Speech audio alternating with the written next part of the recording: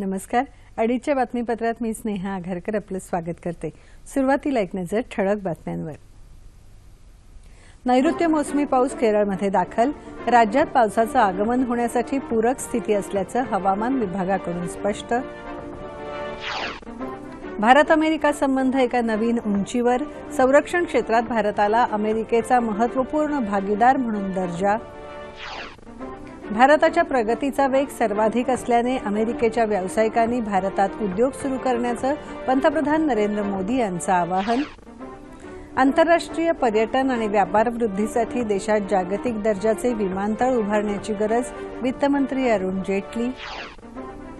मुंबई पुणे द्रुतगती मार्गावर अपघात टाळण्यासाठी उपाययोजना करण्याचे मुख्यमंत्र्यांचे निर्देश. आणि 3 एकदिवसीय आणि 3 T20 सामन्यांच्या मालिकेसाठी भारतीय क्रिकेट संघ झिम्बाब्वेला रवाना. नमस्कार. बातम्या विस्ताराने. गेल्या अनेक दिवसांपासून आतुरतेने वाट पाहत असलेल्या नैऋत्य मोसमी पाऊस आज केरळमध्ये दाखल झाला असल्याची माहिती हवामानशास्त्र विभागाने दिली. पुढे या पावसाची वाटचाल कशी राहील तसंच राज्यात या पावसाचं आगमन केव्हा होईल या संदर्भात मुंबई वेधशाळेचे उपमहासंचालक कृष्णानंद होसाळीकर यांनी दूरदर्शनला दूरध्वनीवरून माहिती दिली.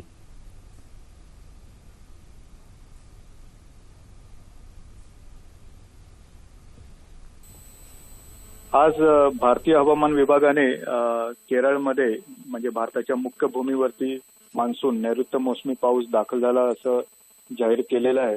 आणि सध्या त्याची जी पोझिशन आहे ती कन्नूर म्हणजे 12 डिग्री नॉर्थ केरळच्या उत्तरेकडच्या भागामध्ये दाखल झाला आहे. तो केरळ आणि त्याच्यानंतर मग पुढे चेन्नईच्या 14 डिग्री नॉर्थ वरती तो आलेला आहे.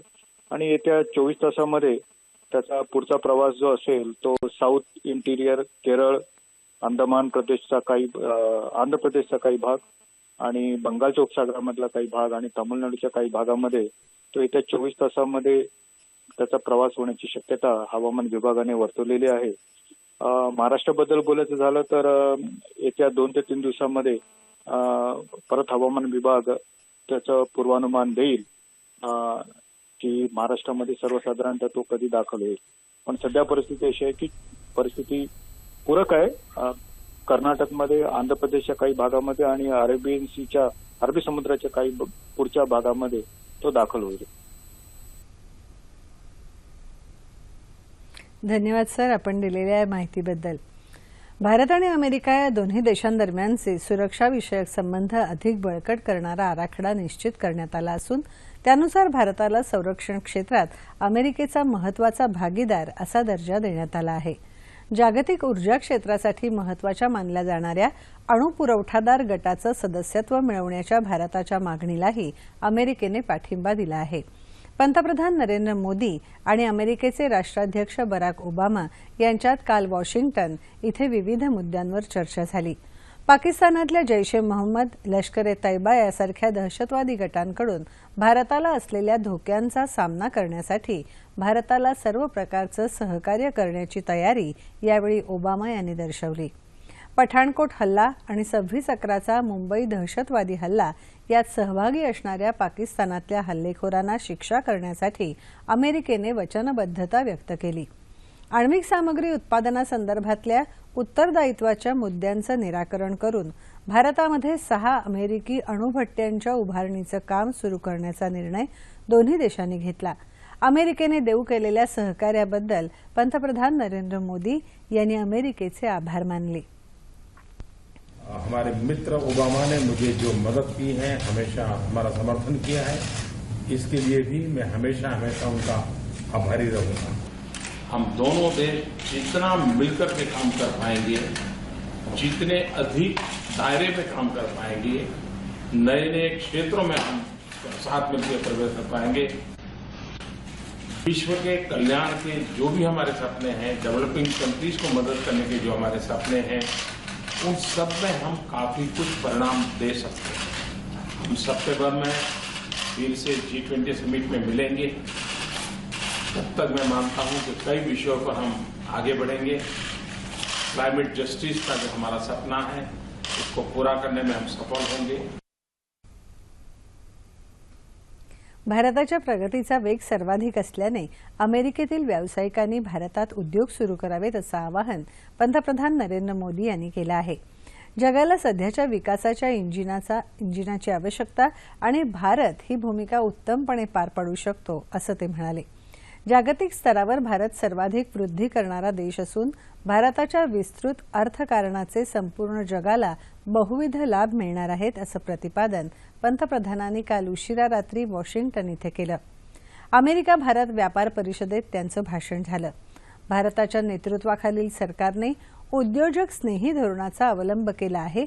तसंच भ्रष्टाचार मुक्त वातावरणात पारदर्शी प्रशासनामुळे उद्योग व्यवसाय करणं सोपं होणार आहे असंही मोदी यांनी यावेळी सांगितलं. जगातल्या क्षेपणास्त्रधारक देशांच्या क्षेपणास्त्र तंत्रज्ञान नियंत्रण समूहाचं सदस्यत्व भारताला मिळणार आहे. या समूहाचं सदस्यत्व मिळवण्यासाठी भारताने अर्ज केला होता. भारताच्या सदस्यत्वाला आक्षेप घेण्यासाठी सदस्य देशांना सोमवारपर्यंत मुदत देण्यात आली होती. मात्र या मुदतीत कोणत्याही देशाने भारताच्या सदस्यत्वाला विरोध केला नाही अशी माहिती राजनैतिक सूत्रांनी दिली. या वर्षअखेर दक्षिण कोरियामध्ये सेऊल इथे या समूहाच्या 34 देशांची बैठक होणार आहे. यामध्ये भारताला नवा सदस्य म्हणून प्रवेश देण्यात येईल.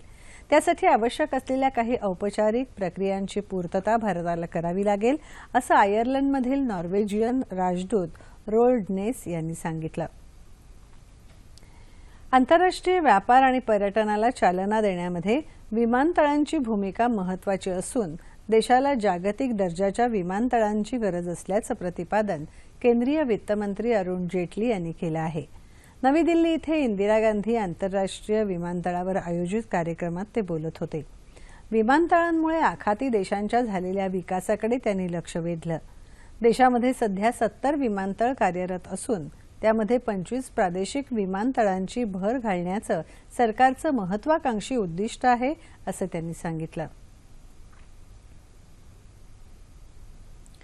मुंबई पुणे द्रुतगती महामार्गावर भविष्यात अपघात टाळण्यासाठी आणि सुरक्षेसाठी आवश्यक उपाययोजना करण्याचे निर्देश मुख्यमंत्री देवेंद्र फडणवीस यांनी काल दिले.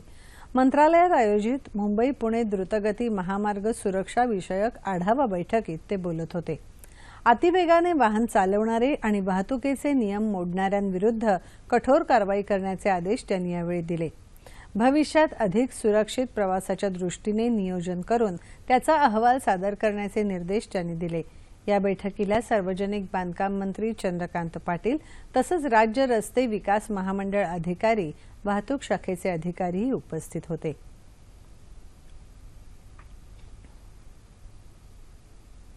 येत्या 21 जूनला आंतरराष्ट्रीय योग दिवस उत्साहाने साजरा करावा असं आवाहन केंद्रीय आयुष, आरोग्य आणि कुटुंब कल्याण मंत्री श्रीपाद नाईक यांनी आज नवी दिल्ली इथे एका पत्रकार परिषदेत सांगितलं. राष्ट्रीय आरोग्य संपादक परिषदेचं आज नवी दिल्लीत आयुष मंत्री श्रीपाद नाईक यांच्या हस्ते उद्घाटन झालं. 21 जूनला होणाऱ्या आंतरराष्ट्रीय योग दिनाच्या पार्श्वभूमीवर नाईक यांनी आज पत्रकारांशी संवाद साधला.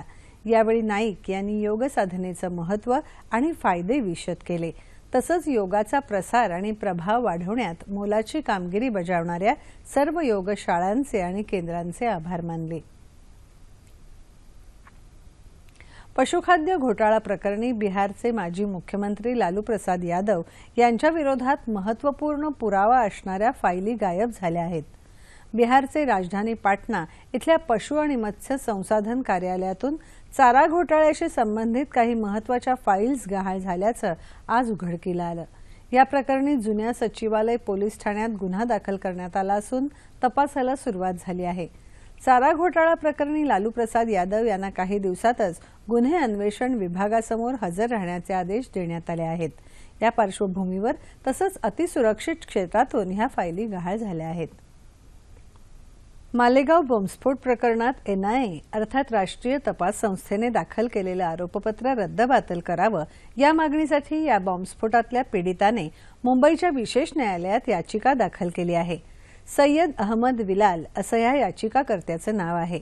एनआयएच्या आरोपपत्राऐवजी दहशतवाद प्रतिबंधक पथकाच्या आरोपपत्राच्या आधारे या प्रकरणाचा खटला चालवावा असं त्याचं म्हणणं आहे. एनआयएने तयार केलेलं पुरवणी आरोपपत्र सरकारने या प्रकरणातल्या आरोपींना मदत करण्याच्या हेतूनं तयार केल्यासारखं वाटत असल्याचा आरोप अहमद याने केला आहे।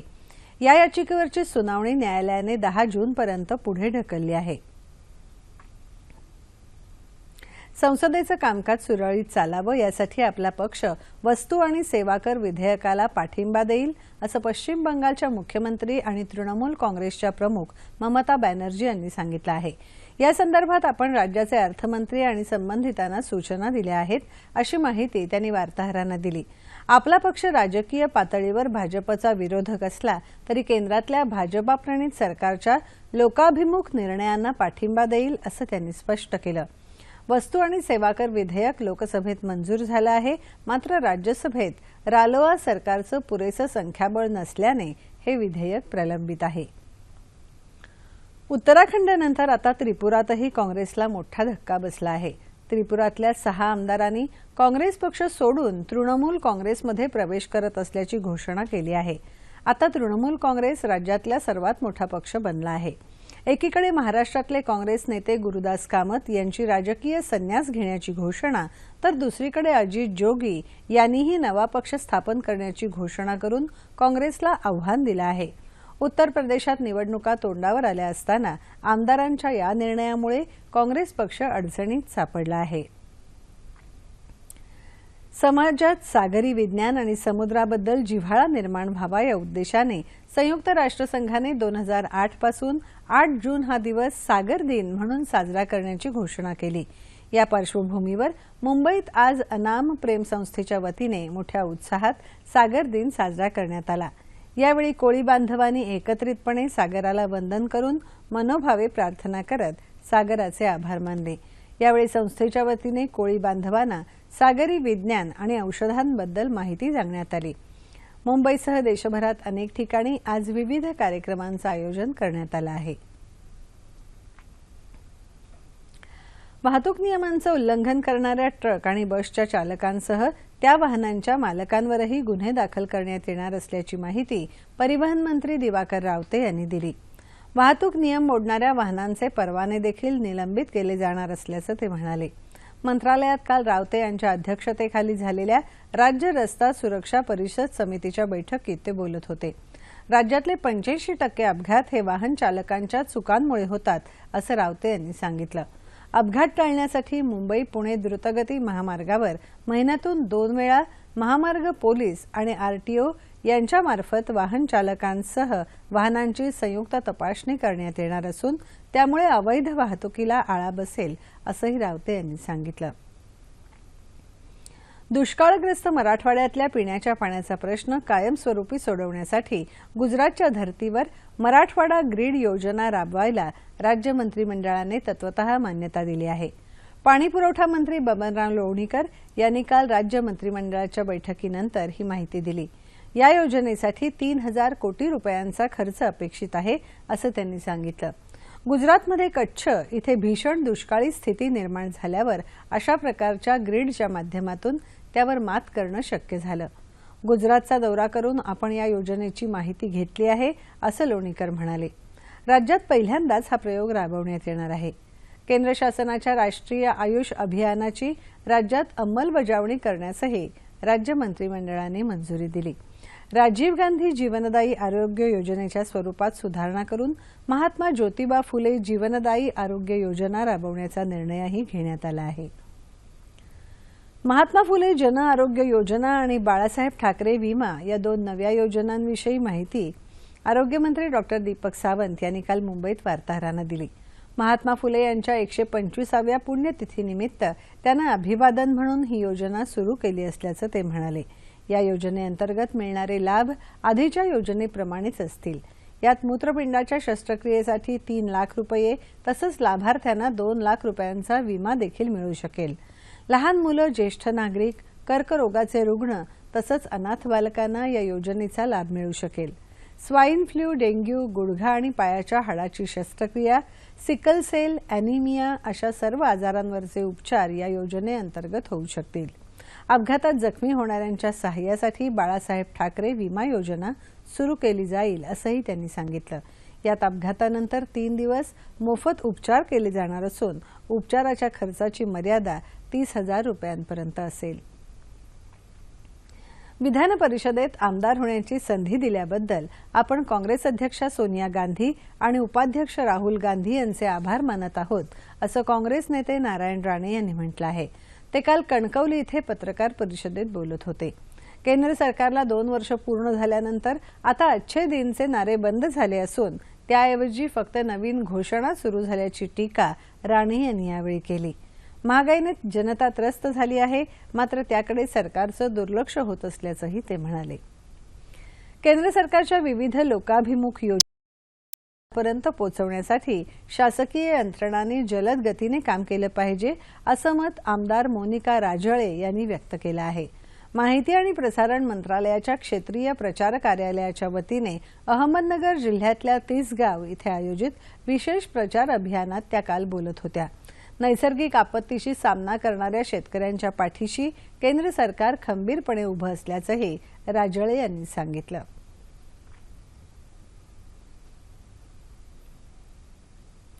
भावगीत हा गीत प्रकार घरोघरी पोचवणारे ज्येष्ठ भावगीत गायक गजानन वाटवे यांच्या जन्मशताब्दी वर्षाला आजपासून सुरुवात झाली. 8 जून 1917 रोजी महाराष्ट्रात जन्मलेले वाटवे यांनी मराठी भावगीत गायनामध्ये आपली संगीत साधना पूर्ण केली. सूर लावून गाणारा गायक यापेक्षा एका गळ्यातून गाणारा गायक अशी त्यांची ओळख होती. गरजा जय जयकार, 9 लाख तळपती दीप, नकागडे माझ्याकडे पुन्हा पुन्हा पाहू, लाजरीच्या रोपट्याला दृष्ट नका लावू अशी त्यांनी गायलेली अनेक गाणी अजरामर झाली आहेत. त्यांनी नाट्यसंगीतासह काव्यगायन या प्रकारालाही खऱ्या अर्थाने लोकप्रिय आणि समृद्ध केलं. संगीत तसंच गायकी क्षेत्रात दिलेल्या भरीव योगदानासाठी त्यांना विविध पुरस्कारांनी सन्मानित करण्यात आलं. त्यांच्या जन्मशताब्दी वर्षानिमित्त विविध कार्यक्रमांचं आयोजन करण्यात येणार आहे.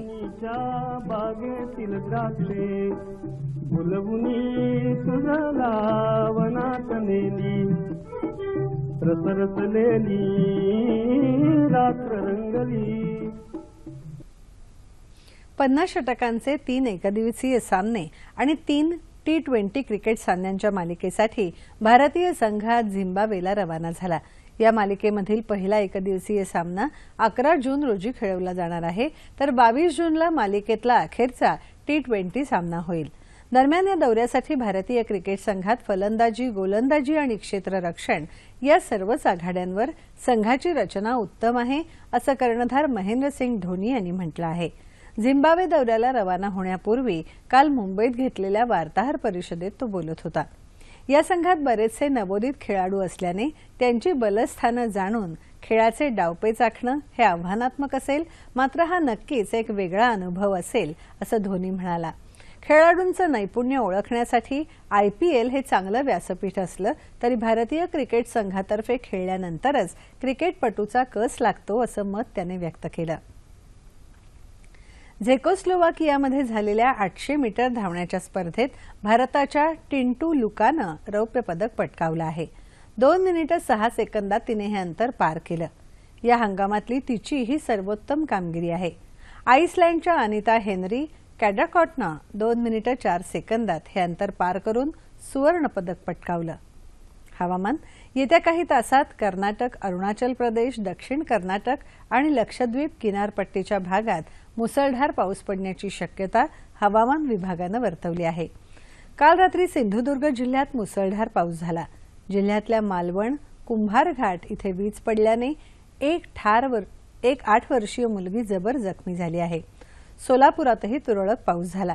येत्या 24 तासात दक्षिण कोकणात बऱ्याच ठिकाणी तर राज्याच्या उर्वरित भागात तुरळक ठिकाणी पाऊस पडण्याची शक्यता हवामान खात्यानं वर्तवली आहे. ठळक बातम्या पुन्हा एकदा. नैऋत्य मोसमी पाऊस केरळमध्ये दाखल. राज्यात पावसाचं आगमन होण्यासाठी पूरक स्थिती असल्याचं हवामान विभागाकडून स्पष्ट. भारत अमेरिका संबंध एका नवीन उंचीवर. संरक्षण क्षेत्रात भारताला अमेरिकेचा महत्त्वपूर्ण भागीदार म्हणून दर्जा. भारताच्या प्रगतीचा वेग सर्वाधिक असल्याने अमेरिकेच्या व्यावसायिकांनी भारतात उद्योग सुरू करण्याचं पंतप्रधान नरेंद्र मोदी यांचं आवाहन. आंतरराष्ट्रीय पर्यटन आणि व्यापार वृद्धीसाठी देशात जागतिक दर्जाचे विमानतळ उभारण्याची गरज वित्तमंत्री अरुण जेटली. मुंबई पुणे द्रुतगती मार्गावर अपघात टाळण्यासाठी उपाययोजना करण्याचे मुख्यमंत्र्यांचे निर्देश. आणि 3 एकदिवसीय आणि 3 T20 सामन्यांच्या मालिकेसाठी भारतीय क्रिकेट संघ झिम्बाब्वेला रवाना. याबरोबरच हे बातमीपत्र संपलं. पुन्हा भेटूया संध्याकाळी 5 वाजता सह्याद्री वाहिनीवर.